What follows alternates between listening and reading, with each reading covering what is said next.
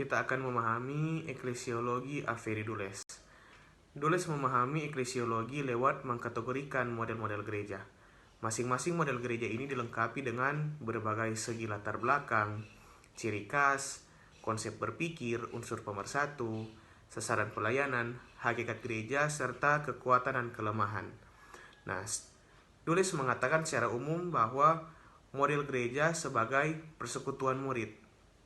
Nah, dari model-model gereja tersebut, maka kita akan membahas gereja sebagai institusi. Latar belakang model gereja ini didukung oleh pemikiran-pemikiran teologis dari para teolog. Salah satunya adalah Robertus Bellarminus, di mana pemikirannya yaitu gereja yang satu dan yang benar adalah gereja yang di dalamnya ada orang-orang yang dibentuk atas pengakuan iman Kristiani yang juga turut mengambil bagian dalam sakramen yang ada. Selain itu, gereja dibimbing oleh para pemimpin. Dengan kata lain, adanya satu organisasi di dalam gereja untuk menuntun umat yang telah mengaku iman percaya. Nah, model pemikiran dari Bellarminus ini bisa dihubungkan dengan eklesiologi Gereja Katolik Roma,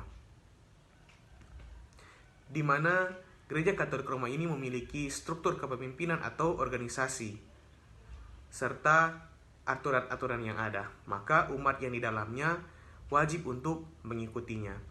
Lewat organisasi yang terstruktur, maka misi gereja dapat berjalan. Menurut Dulles, organisasi gereja yang di dalamnya ada jabatan paus dan hierarki gereja yang dibahas dalam salah satu dokumen penting Gereja Roma Katolik, yaitu dokumen Konsili Vatikan II.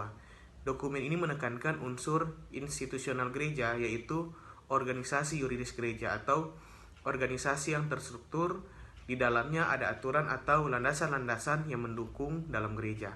Selain itu juga dalam dokumen Gereja Roma Katolik lainnya ada konstitusi dogmatik, di mana di sini dibahas gereja adalah masyarakat yang sempurna karena hukumnya yang permanen dianugerahkan oleh Tuhan sendiri. Ciri khas gereja sebagai institusi adalah pertama, menekankan pada kekuasaan dan otoritas tingkat jabatan seseorang. Selain itu juga klerus atau rohaniwan itu sangat dihormati atau diutamakan. Berarti klerus ini atau rohaniwan ini mendapat tempat yang sangat tinggi atau jabatan yang tinggi. Selain itu menekankan pada aspek yuridis atau hukum dan sanksi yang ada dalam gereja tersebut. Selain itu juga adanya sifat kesatuan tempur atau bersama secara siap dan sigap dalam mewujudkan tugas gereja. Kita masuk pada konsep berpikir dari gereja sebagai institusi. Nah, konsep berpikir ini yang pertama memandang dunia ini statis atau tidak berubah-ubah. Selain itu, Kristus sentris atau mengutamakan Kristus dalam menetapkan jabatan serta sakramen. Dan yang terakhir, menerapkan metode yang melihat ajaran yang sudah ada serta meninjau kembali ajaran yang baru dari pihak yang berwenang atau pihak yang menetapkan sebuah ajaran tersebut. Terkait dengan unsur pemersatu, yang menjadikan gereja satu di sini ialah dengan memiliki pengakuan iman Kristiani yang sama, dengan mengambil bagian dalam sakramen-sakramen yang sama, serta tunduk pada para pemimpin yang sah dan terstruktur seperti pada keuskupan di Roma. Terkait sasaran pelayanan model gereja ini ialah kepada mereka yang menerima ajaran-ajaran yang diakui, yang mengambil bagian juga dalam sakramen-sakramen di gereja tersebut, dan yang tunduk pada para gembala yang diangkat secara sah sebagai pemimpin. Dan hakikat gereja ialah institusi yang memberi dan mengarahkan anggota gereja menuju kehidupan yang kekal. Ada beberapa hal positif juga yang ada di dalam model gereja institusional ini. Yang pertama, paham ini sangat mendapat dukungan dari ajaran gereja yang resmi. Pendekatan ini juga memiliki kontinuitas yang terhubung dari masa lalu hingga masa sekarang. Dan model inilah yang telah memberikan orang-orang Katolik Roma sebuah identitas, kelompok yang jelas, dan memiliki ketaatan institusi yang tinggi terhadap para pemimpin gereja. Adapun terdapat beberapa kelemahan di dalam model ini, yaitu bahwa pandangan ini tidak mempunyai dasar yang kuat dalam kitab suci. Ada beberapa teks perjanjian baru, namun hal ini perlu tetap diinterpretasikan dalam konteksnya yang khusus. Model ini juga melahirkan sebuah hal negatif melalui aspek yuridismenya, yang membesarkan peranan otoritas manusia, dan dengan demikian merubah Injil menjadi hukum yang baru. Umat Katolik teralih fokus ke hal-hal yang menyangkut pemenuhan segala kewajiban gereja, dan mereka mengutamakan hubungan yang benar dengan paus dan serta uskup-uskup, sehingga kurang mengindahkan hubungan yang seharusnya dengan Allah Bapa, Kristus dan Roh Kudus, serta sesama manusia. Ketiga, paham ini menghalangi perkembangan kreativitas teologi karena bersifat eksklusif. Keempat, kita juga perlu mempertanyakan infabilitas paus, yang seakan-akan menggambarkan paus sebagai orang yang tidak dapat disalahkan, sebab adanya kuasa Roh Kudus yang menaunginya, khususnya ketika ia mengumumkan sesuatu hal yang berbau dengan pewahyuan dari Allah. Kelima, gereja institusionalis ini yang berlebihan dapat menimbulkan banyak problema teologis, misalnya paham keselamatan bagi orang-orang yang bukan Katolik Roma dipandang hampir mustahil, dan teologi ini menghambat usaha ekumene dan usaha dialog antar agama. Gereja sebagai persekutuan mistis. Eklesiologi dari Dulles memiliki banyak teori di dalamnya. Salah satunya adalah teori yang memandang bahwa gereja sebagai persekutuan mistis. Latar belakangnya itu hadirnya teori ini karena banyak penekanan terkait pada teolog yang menekan kepada relasi. Begitu pula dengan jenis teori ini, yang sangat memiliki kaitan dengan penekanan relasi dalam teorinya. Maka dari itu, teori gereja sebagai persekutuan mistis ini banyak mengutip berbagai macam teori-teori di dalamnya, mulai dari pendapat beberapa para teolog, dogma di dalam struktur gereja Katolik Roma, yang di dalam teorinya juga menggunakan hasil dari Konsili Vatikan II, serta juga dalam hal ini Gereja Katolik Roma memandang bahwa paus dan uskup merupakan sendi dan urat dari tubuh. Dari pendapat beberapa tokoh, yang pertama ialah dari Dietrich Bonhoeffer. Dia mengajar tentang kasih agape, yang dimana dia berpendapat bahwa gereja merupakan persekutuan antara banyak pribadi, dan sebagaimana perkumpulan yang dibangun itu dapat dilandaskan dengan kasih agape, atau dapat diartikan relasi didasarkan dari sifat memberi bukan menuntut, sehingga kita hanya memberi segala sesuatu yang dimiliki oleh kita tanpa kita menuntut kembali. Yang berikut adalah konggar, yaitu relasi vertikal dan horizontal. Nah, dari sini dalam hal ini ia berpendapat bahwa persekutuan gereja itu mencakup dua dimensi, yaitu dimensi vertikal dan horizontal. Vertikal yaitu mencakup kehidupan ilahi dan tersingkap dalam Yesus Kristus, sementara yang horizontal yaitu relasi dengan sesama manusia. Yang ketiga dari Aquinas, yaitu sifat sosial dan hierarki tubuh Kristus, yang dimana di sini ia menjelaskan bahwa kehidupan sosial dari Kristus itu sendiri yaitu ia bersosialisasi dengan umatnya, sementara hierarki tubuh Kristus itu dimana ia menyatakan bahwa dialah yang paling memiliki kuasa di bumi ini. Dan juga dari landasan dari teori ini juga memiliki landasan Alkitab, yaitu yang diambil di dalam tulisan Paulus kepada jemaat Roma dan juga kepada jemaat Korintus. Terkait hal ini, Paulus mengambil pemikiran dari Agustinus terkait dengan gambaran tubuh Kristus terletak pada suatu persekutuan mistis yang tidak terlihat, yang mengikat orang di hidup dengan kasih Kristus. Sehingga reaksi dari pemahaman di atas mengandung unsur jika kita menarik dari beberapa teori dan dari teolog yang digunakan Dulles dalam teorinya, yaitu terdapat susunan makna disingkapkan dengan landasan Alkitab dan teori-teori serta dokumen yang ada yang dapat menimbulkan pemahaman terkait umat Allah yang artinya suatu persekutuan roh yang sama dengan tubuh Kristus. Ya, seperti pemaparan yang telah dijelaskan oleh teman saya sebelumnya, di dalam model gereja sebagai persekutuan mistis, yang mana model ini dikeluarkan dulu sebelumnya ya, memiliki banyak landasan yang seperti dapat kita lihat di dalam PPT.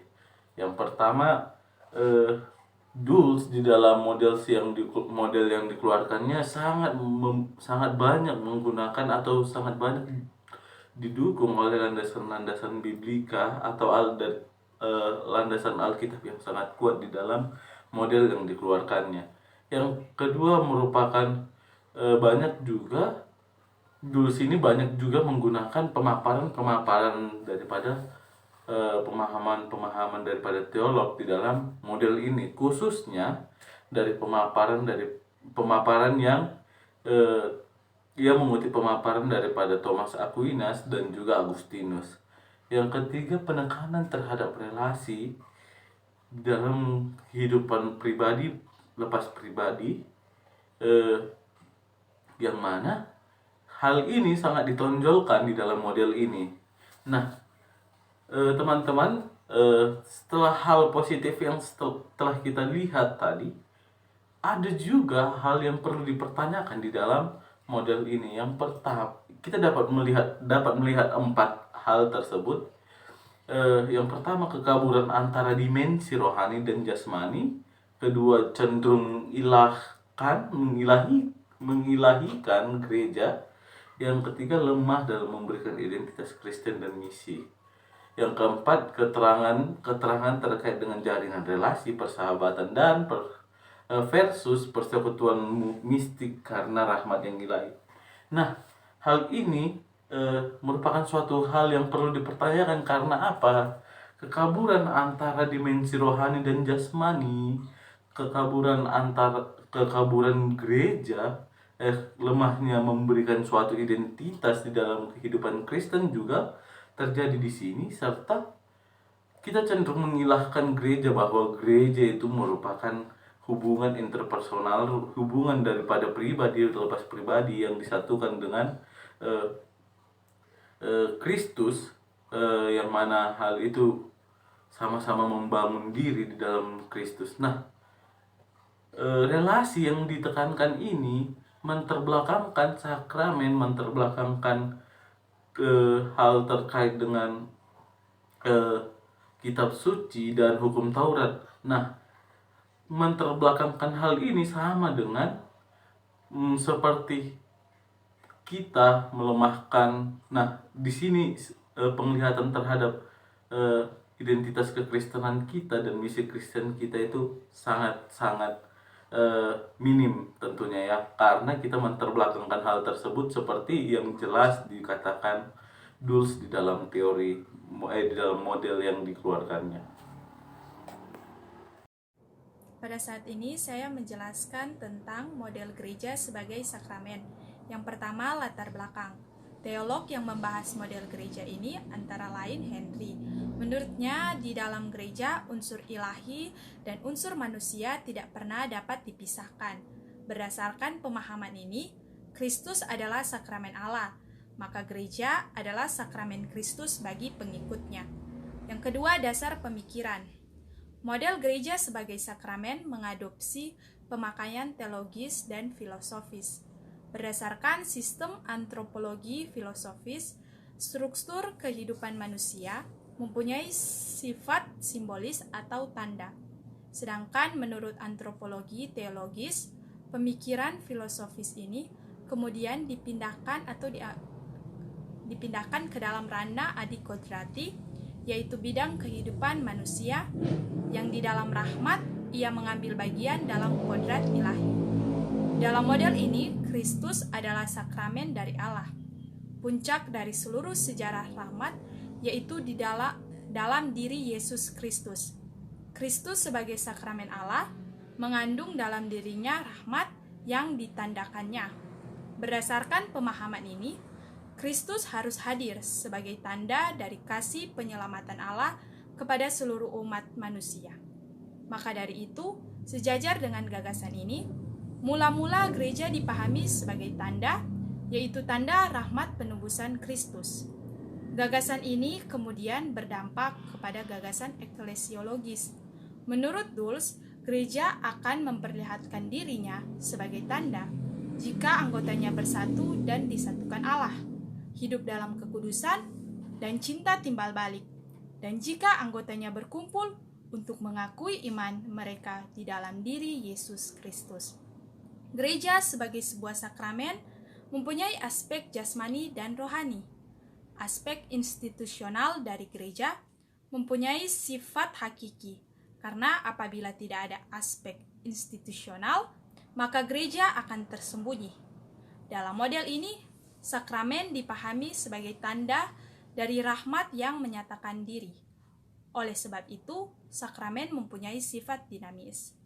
Apabila gereja hadir secara nyata sebagai sakramen, maka gereja merupakan suatu peristiwa yang aktual dari rahmat. Renan berpendapat bahwa peristiwa ini berlangsung dalam perayaan Ekaristi. Gereja bukan hanya sebagai sebuah tanda, tapi juga sakramen. Baiklah, pada kesempatan ini saya akan menjelaskan mengenai unsur pemersatu, sasaran pelayanan, dan hakikat gereja. Jadi menurut Dulce, dalam pelayanan gereja atau dalam model-model gereja, yang menjadi unsur pemersatu adalah tanda-tanda yang kelihatan dan yang bersifat sosial dari rahmat Kristus yang berkarya dalam diri setiap orang atau setiap orang-orang Kristen yang percaya, yaitu apabila mereka bisa menunjukkan iman dan pengharapan kasih kepada Kristus. Nah, dalam sasaran pelayanan, menurut model gereja, sebagai sakramen. Sakramen adalah semua yang menjadi lebih sanggup untuk mengartikulasikan dan menghidupkan iman-iman mereka atau iman percaya mereka.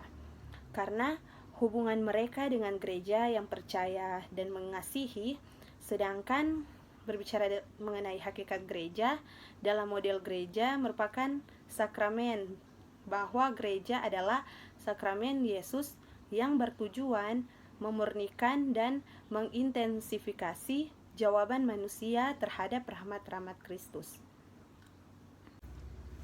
Selanjutnya, dalam segi yang perlu dipertanyakan.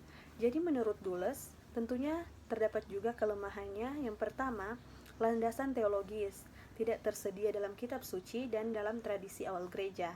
Jadi walaupun keberatan ini tidak terlalu penting, karena dalam Efesus 5 ayat 32 berkata, rahasia ini besar, tetapi yang aku maksudkan ialah hubungan Kristus dan jemaat. Jadi maksud di sini menekankan bahwa gereja ini adalah tanda persatuan cinta dalam Kristus. Yang kedua, dalam model ini terlalu menekankan aspek-aspek lahiriah sehingga mengabaikan sifat-sifat rohani dari misteri gereja. Yang ketiga, dalam model ini terlalu memberikan atau tidak memberikan tempat secukupnya bagi diakonia dalam misi gereja kepada dunia.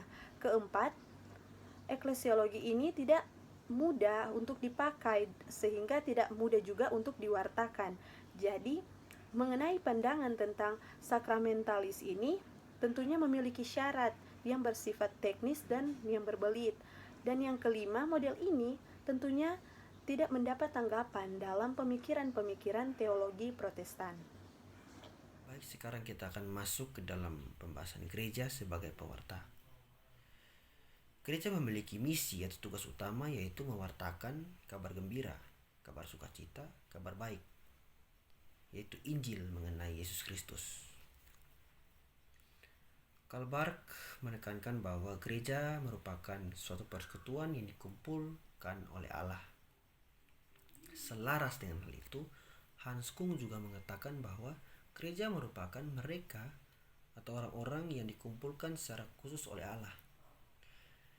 Dalam hal ini, kita tahu bahwa gereja memiliki peran penting dalam berpelayanan, khususnya dalam mewartakan Injil.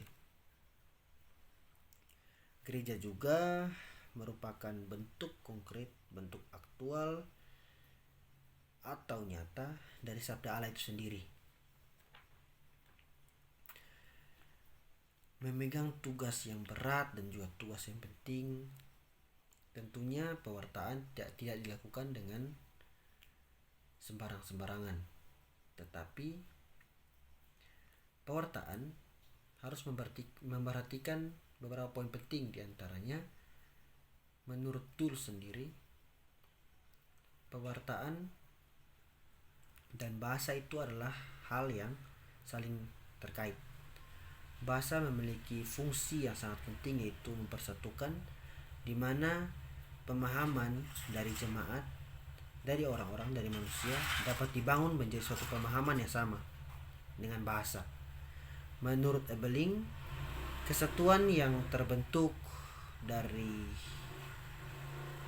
suatu persekutuan itu sendiri tidak hanya diam di situ saja, tetapi persekutuan tersebut harus mewujudkan panggilan Allah. Panggilan Allah yang bagaimana? Panggilan Allah yaitu mewartakan Injil itu sendiri. Nah, menurut J.M. Robinson, pewartaan mengenai sabda Allah ini tidak dilakukan dengan begitu-begitu saja atau dengan cara yang sembarang, tapi melalui pemahaman dan proses hermeneutik. Tentunya model gereja sebagai pewarta ini memiliki kelebihan, yaitu yang pertama, memiliki dasar biblis yang jelas, yaitu diambil dari Perjanjian Lama dan juga surat-surat dari Paulus. Di dalam model ini juga identitas dan misi gereja sebagai suatu persekutuan itu sangat jelas ditekankan, bahwa gereja harus mewartakan kabar gembira atau Injil mengenai Yesus Kristus. Nah, dengan adanya model ini juga, maka teologi sabda itu diperkaya, karena sabda Allah mengenai Injil, mengenai iman kita kepada Yesus merupakan Tuhan dan Juru Selamat, sangat ditekankan dalam model gereja sebagai pewarta. Dalam model ini juga merupakan suatu bentuk ikatan yang mempersatukan, khususnya dalam hal dialog. Karena dalam pewartaan ini, bahasa menjadi peran dan fungsi yang sangat penting. Dialog dan komunikasi antar satu manusia dengan manusia lain sangat penting dalam model ini. Makanya ikatan relasi yang baik pun dapat terjalin karena dialog, komunikasi, dan bahasa yang diulang terus-menerus oleh manusia, khususnya oleh kelompok-kelompok atau orang-orang yang beriman kepada Yesus Kristus. Terima kasih. Berikutnya, model gereja sebagai hamba. Latar belakangnya, sejak timbulnya pengaruh zaman pencerahan atau zaman modern, dunia semakin aktif dan bebas dari gereja. Untuk itu gereja menasihati dunia, tetapi umumnya dunia tidak mempedulikan aturan itu. Hal ini terbukti sejak pertengahan abad ke-19, gereja tidak melewati kesempatan apapun untuk menunjukkan dunia pasti mengalami kesulitan serius dengan berusaha berkembang sambil tidak mempedulikan aturan-aturan gereja. Dan pada tahun 1907 gereja menghukum modernisasi, yaitu suatu gerakan yang dimulai sebagai usaha gereja Katolik untuk menyesuaikan gereja dengan perkembangan zaman. Sejumlah esentik kepausan sejak tahun 1831 sampai 1846 sampai pos 12 tahun 1939 sampai 1958 secara terus-menerus menegur kekeliruan dunia modern. Paus Yohanes 22 dan Konsili Vatikan II yang banyak diilhaminya mencatat perubahan sikap yang drastis. Amanat Paus yang mengundang Vatikan II hampir menyerupai suatu pembatalan terhadap ensiklika Darkness Over Earth yang dikeluarkan, yang mengatakan meneguhkan kembali seutuhnya keyakinan kita kepada penyelamat yang tidak mengabaikan dunia yang sudah dibebaskannya. Menurut Dulles, metode teologis yang dikembangkan dalam model ini bersifat dua, yaitu pertama bersifat sekular, karena gereja sudah seharusnya mengambil dunia sebagai tempat berteolog dan berusaha memperbaiki tanda-tanda zaman. Yang kedua bersifat diakonal, karena dia bermaksud untuk lebih bekerja pada batas antara dunia kontemporer dan tradisi Kristen. Gambaran gereja yang selaras dengan sikap ini adalah gereja sebagai hamba. Menurut Dulles, ada beberapa teolog yang menonjolkan pemikiran dalam kaitannya dengan model gereja sebagai hamba. Yang pertama, menurut Richard, teolog yang berjuang mengusahakan seluruh hidupnya untuk mencapai titik temu di antara ilmu pengetahuan dan gereja.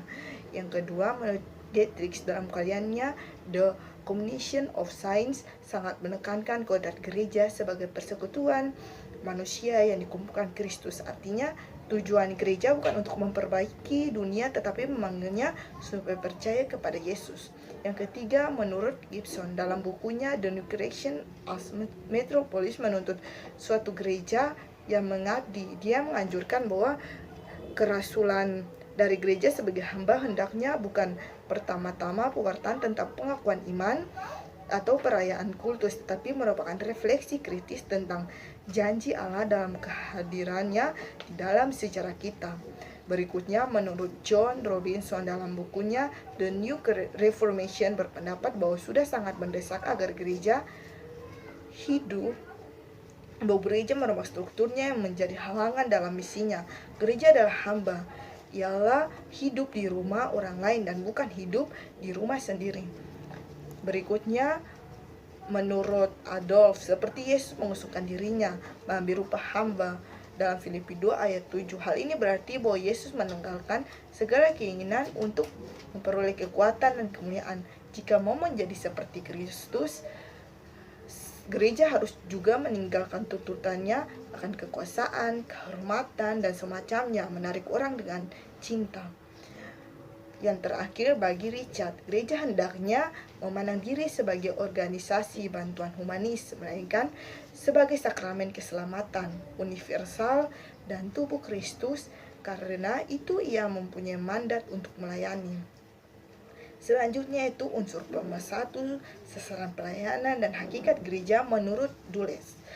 Untuk pemersatu, menurut model gereja ini adalah rasa persaudaraan timbal balik yang bersemi di antara mereka yang tergabung dalam pelayanan Kristiani terhadap dunia. Sedangkan mereka yang dilayani bukan hanya para anggota gereja, melainkan semua saudara-saudara di atas bumi. Ini yang ditebus dan dikuatkan gereja. Menurut Dulles, hakikat gereja dalam model ini adalah menjadikan dirinya sarana yang membantu semua orang di mana saja mereka berada. Segi positif dari model gereja sebagai hamba, pertama, model ini relevan untuk situasi baru dunia modern yang membutuhkan sesuatu yang hanya dapat diberikan oleh gereja, yakni iman akan Kristus, pengharapan akan datangnya kerajaan Allah, perjuangan nilai-nilai damai, keadilan, persaudaraan, dan sebagainya. Kedua, kritik profetis terhadap institusi sosial, membangun masyarakat seturut gambar kerajaan yang dijanjikan. Segi yang perlu dipertanyakan. Yang pertama, model ini tidak mempunyai pandangan langsung dalam kitab suci. Yang kedua, istilah hamba sesungguhnya mempunyai ambiguitas tertentu. Dia menuti tiga unsur, yakni pekerjaan yang dilakukan tidak secara bebas, tetapi di bawah perintah. Pekerjaan ditujukan untuk keuntungan orang lain dan bukan untuk keuntungan diri sendiri. Pekerjaan yang hina dan tidak terpandang. Kata diakonia adalah salah satu istilah yang sangat penting dalam perjanjian baru yang bisa dikenakan untuk gereja. Istilah tersebut mencakup semua bentuk pelayanan, termasuk pelayanan sabda, sakramen, dan bantuan-bantuan material. Diakonia yang dijalankan dalam gereja pada umumnya dipandang sebagai sikap antara orang Kristen satu sama lain. Oke, model gereja terakhir yang diungkapkan oleh Avery Dulles adalah gereja sebagai persekutuan murid. Dan setidaknya ada dua konsep dasar yang perlu kita ketahui bersama dari model ini terkait dengan persekutuan, di mana banyak teolog sudah mengungkapkan pemahaman mereka mengenai gereja yang terlepas dari lembaga. Misalnya ada Pranner yang penekanannya pada persaudaraan, Unger yang menekankan pada persahabatan antara manusia dengan Allah juga sesamanya dalam Kristus Yesus, dan ada juga sarana persahabatan dari hal yang disebutkan tadi. Dan ada Rademacher yang penekanannya pada Gemeenschap atau persekutuan dan di luar persekutuan itu ada lembaga atau ada sosial kemasyarakatan atau Gesellschaft. Dan Hammer penekanannya ada pada hubungan atau persekutuan vertikal bersama Tuhan dan horizontal bersama sesama. Kalau dalam konsep PL dan PB sendiri juga penekanan persekutuan berbeda. Di Perjanjian Lama ada penjelasan terkait keterpisahan umat dengan YHWH. Dalam Perjanjian Baru, metafora persekutuan yang digunakan misalnya gereja sebagai tubuh Kristus, gereja sebagai umat Allah. Nah, teman-teman, dari penjelasan ini kita dapat menarik sebuah kesimpulan bahwa konsep persekutuan sebenarnya itu tidak hanya penekanan atau tertekan pada hubungan antara manusia dengan Allah, melainkan bagaimana manusia bisa menyatakan apa yang ia rasakan dengan Allah itu dalam pelayanan dan dalam cara hidup mereka kepada dunia. Dan yang berikutnya terkait dengan konsep murid. Sebenarnya sudah ada banyak bahasa yang mengungkapkan arti murid itu, dari bahasa Ibrani, Yunani, Latin. Teman-teman bisa lihat dalam PPT.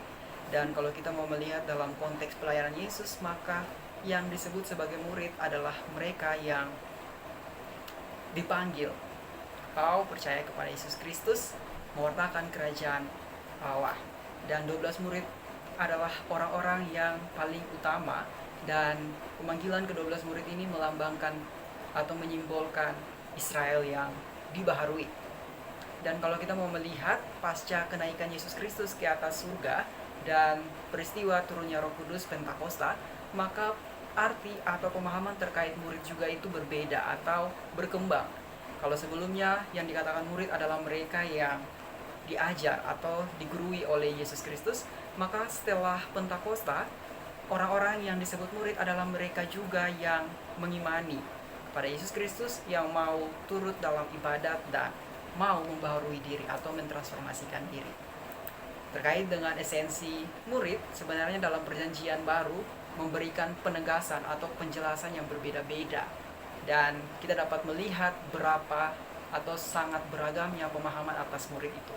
Markus penekanannya pada kuasa, kalau kita dapat lihat di PPT, teman-teman bisa memahami itu sendiri. Matius pada pengajaran, Yohanes pada cara hidup yang berbeda dengan dunia, dan seterusnya. Paulus, Wahyu, surat 1 Petrus, dan lain-lain.